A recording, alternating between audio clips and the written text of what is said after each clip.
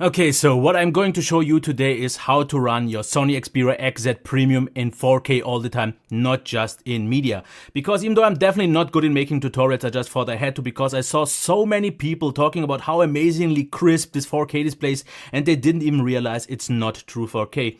Because as you can see here, if we launch this app, it shows us that it is downscaling to 1080p 1920. And I definitely did notice that. And it is the same as it happened already on the Z5 Premium last year. So it downscales, and compared to here a 1440p display, it is definitely noticeable that text, and this is not visible on the camera so much, is not as sharp. And I would maybe even call it just about sharp as a 1080p AMOLED display. And this is just not what I want from a display that has this resolution. So in this video, I'm going to show you how to run it in native 4K all the time, if it comes with downsides or not. And all the kudos goes to the guys that I will link you to, because I saw his tutorial and I just followed it and just wanted to make a video about it, because I just can't stand the fact that how many people don't get this fact. Because yes, it's great.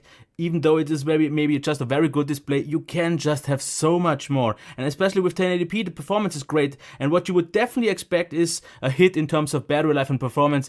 But I can tell you, don't worry, because I used it for about a week in 4K. Absolutely fine. So how do you install this? Okay, so what you have to do is you have to launch, and let me quickly switch the cam. You have to run a minimal ADB fast boot, as you can see here. So you can just install it. This is pretty much straightforward, and it's a really easy process. So what we'll have to do now is plug in the phone and then type in, for example, ADB devices.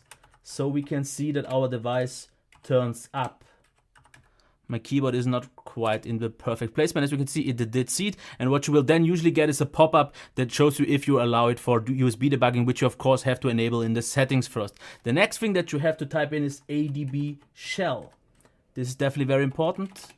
So let's get this done as well. And now you have to type in the command line to switch the resolution. So what we have to do is type in WM size and then the resolution of 2160 by 3840. And before I'm hitting enter, I will get a little closer so you can see actually something happening. And as you can see, it did switch in the background and everything is very small now. So the DPI, which is I think by default 420, is just wrong now. What you will have to do now is type in WM density and then type in 820.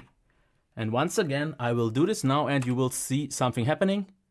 And you see things go bigger again. So it could in some cases happen that the launcher won't quite get it right. And in some apps, like for example, Google Docs, it just was the case that, for example, things are way too small. If I go into it, you will see text is super small. So you will have kind of to zoom in.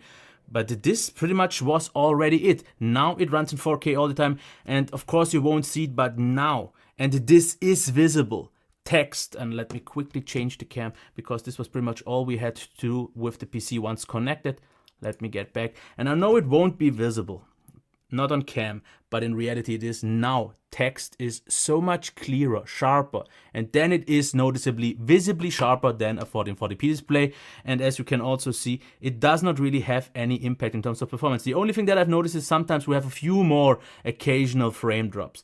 But as you can see, it's still extremely buttery smooth, and it did have no impact at all for me, which was surprising in terms of battery life. I still got my 4.5 to 5 hours on mobile data, so I'm super pleased with that. So I would definitely recommend everyone to go for it, because the only hit that you will get is maybe, for example, games, and I showed this in my review, like Asphalt Extreme, they weren't all that playable anymore. Most games still worked fine, but you get a so much clearer display. And I guess most of you won't even notice usually 1080p to 1440p.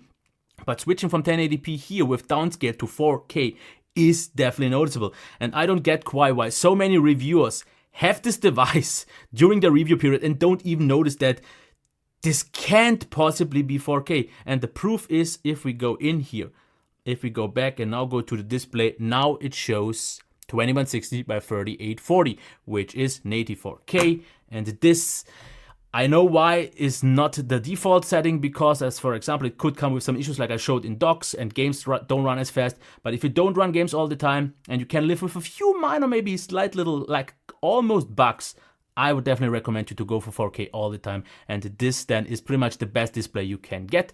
This was it. I hope that it was helpful. It was maybe not all that professional, but at least I guess it helped you. So let me know it in the comments and what you think. Maybe a thumbs up and a subscription, and maybe watch the review. Okay, until next time, bye.